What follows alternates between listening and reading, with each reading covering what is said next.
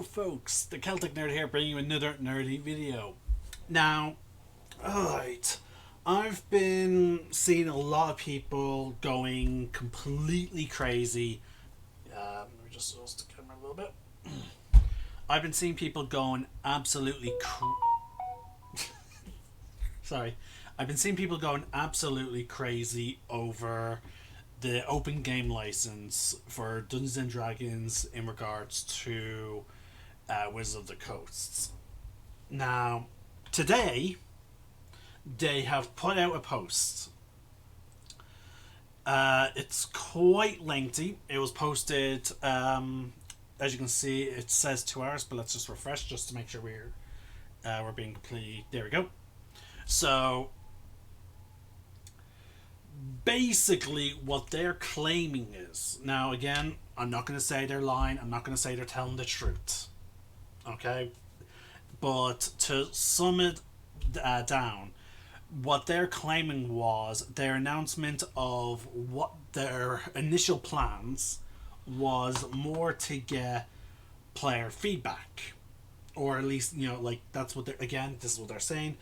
They are trying to basically not try and take anything away from us as players, or in the likes of me and, again, thousands if not hundreds of thousands of other DMs, original content. They're not trying to claim all that.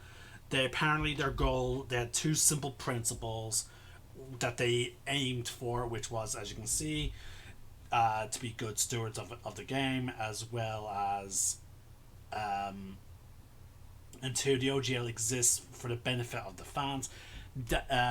Apparently they were more looking at, let's see, we want to address those attempting to use D&D in Web3 blockchain games and NFTs by making, so basically they want to prevent other companies from basically using D&D to make lots of money, to try and draw in people. They did not want to affect streamers, they did not want to affect cosplayers or anyone doing content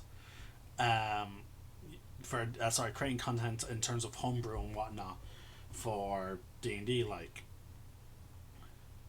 So apparently, so again, that was their claim. Apparently they're saying, oh well, we're changing how it's written, but clearly, like, they want to say that people might be, there are some people who might be celebrating in terms of saying, like, we won, we beat Wizards of the Coast, but they're claiming, okay, yeah, they're half right, they won, but we also won because we got the feedback that, of what, like, we got the feedback that we were looking for to try and make this as, to make this as best as possible.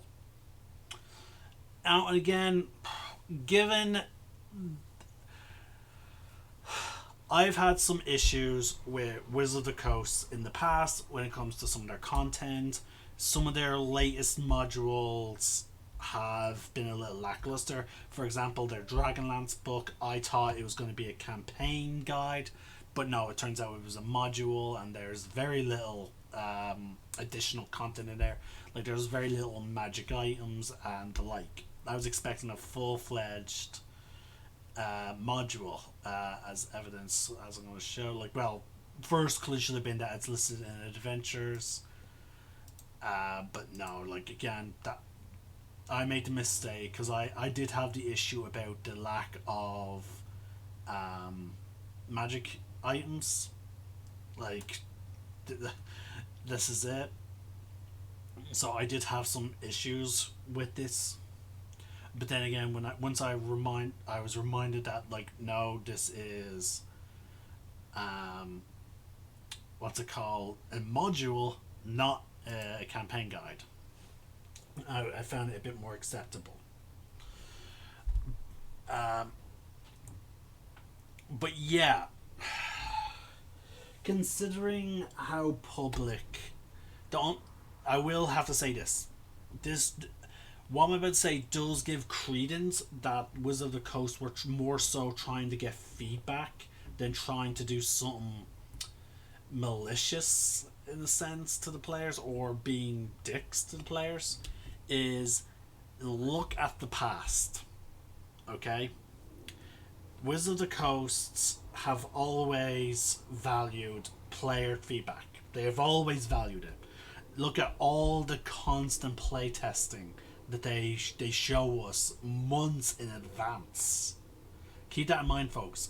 Like there's the Unearthed Arcana. Like it is just so many like things that Wizards of the Coast were thinking about adding to the game, but wanted player feedback on, and they did a lot of stuff like they made a lot of changes to reflect the players' feedback.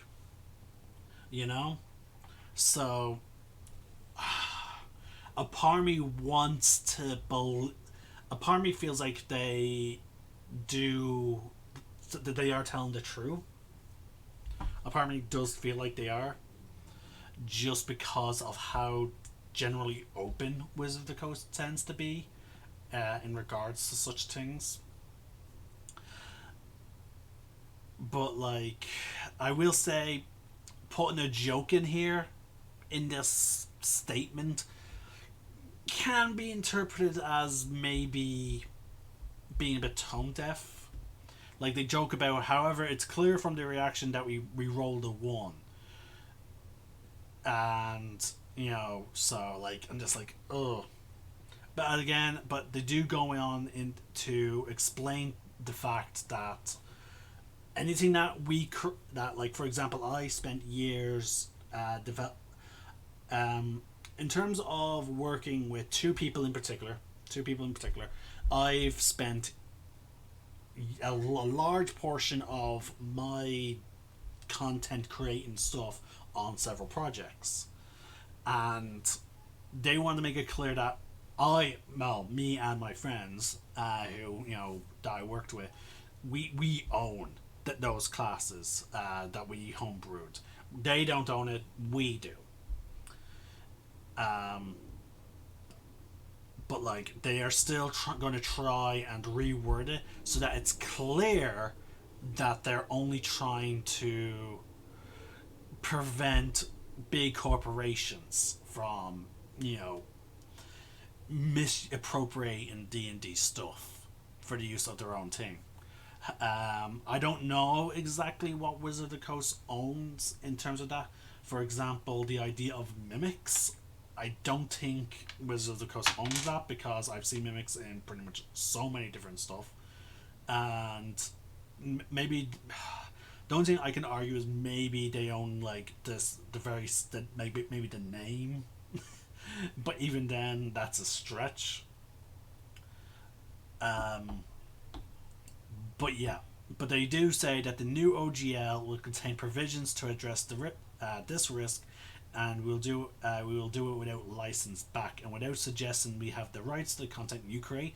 Your ideas and imagination are what makes this game special, and that belongs to you. So, like the last paragraph, they're claiming, as you can see here, our highlight. Our plan was to always solicit the input of our community before any update to the OGL.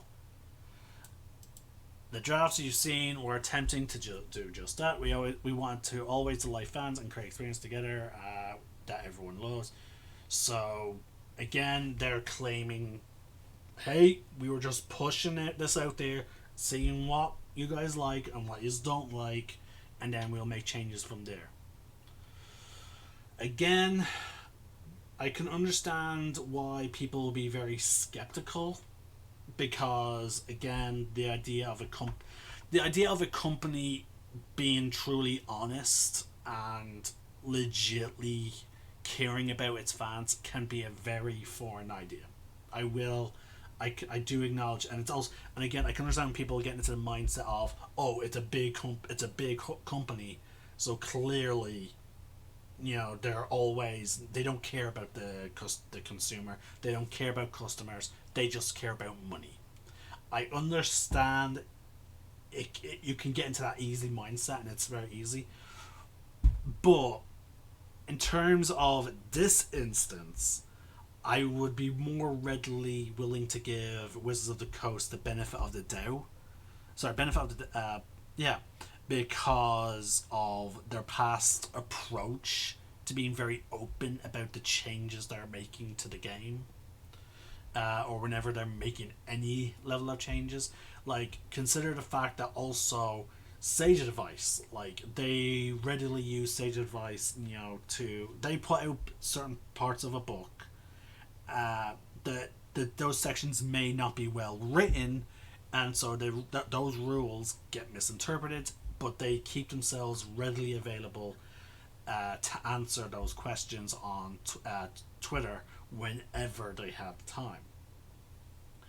So, given how much readily access or readily available information tends to be, or how often they do seek out our input as a whole, as a community, does suggest that it's not out.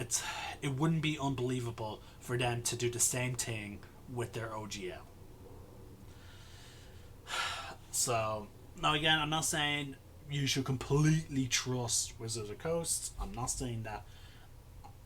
Like, there have been some things that have been a bit skeptical. For example, when they advertised a whole bunch of new classes for Strixhaven, but then without notice, because like me and my friends, we looked for any kind of notice, but there was none. There was a bunch of classes that they were planning on releasing relating to the colleges, which would be shared amongst certain classes. But because of the fans' such negative reaction to those things, they apparently just completely dropped them. They didn't rework them. Well, they semi reworked them in a sense. But in the end, there's no class options. There's background options. So yeah, like they sort of snuck that by us in the case of the Strixhaven subclass. Me and my friends, we were disappointed. We understand that that module was very clearly meant to more encourage people to play more spellcaster classes or arcane influence classes, given the source material, but they're trying to make it more versatile to be more of an adventuring academy. So I understand why they abandoned the subclasses, but the thing is, up until the release day, they were advertising that there was new classes.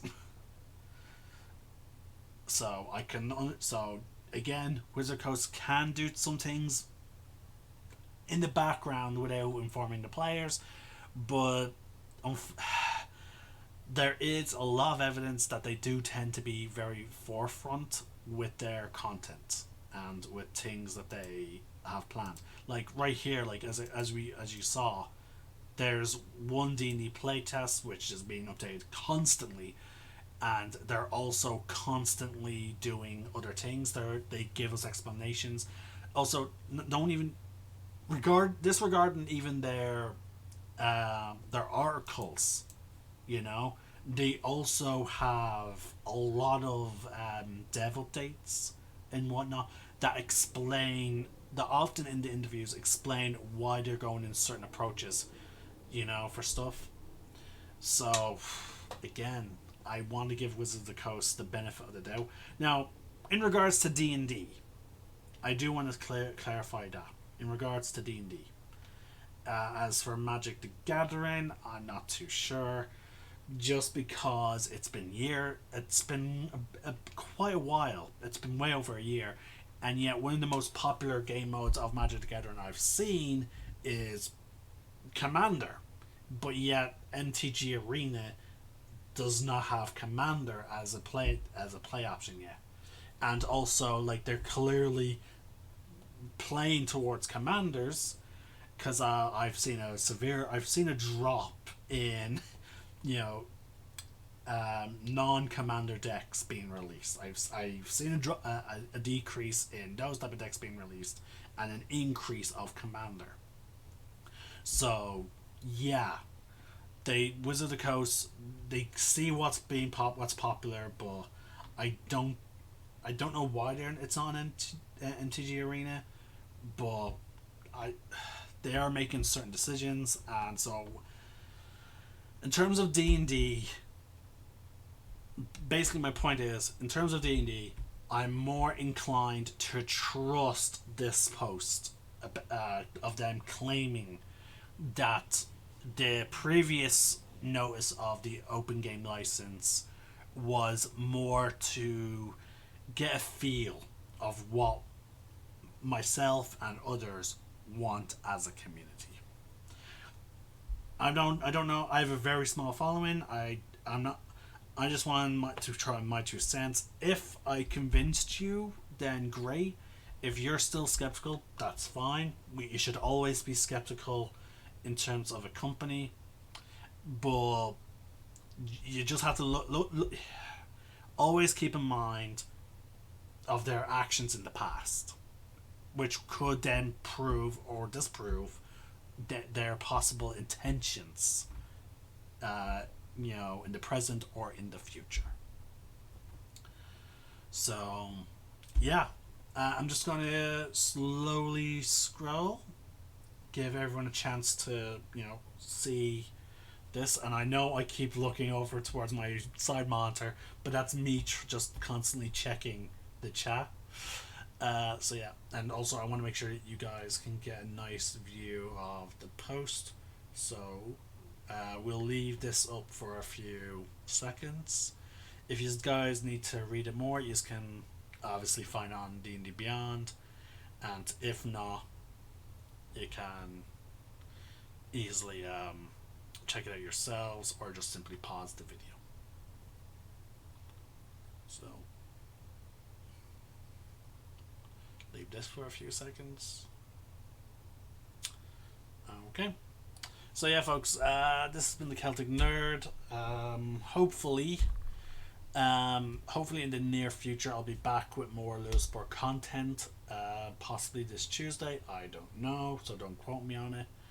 I do have some Star Wars content that will be going up on the Tuesday, so don't worry about that. I've done a couple of new videos involving Kingdom Hearts 2.5. So there's that. I'll be playing maybe some more Breath of the Wild, maybe on Monday or Sunday. So yeah, this is the Celtic Nerd signing out. One name, one sky.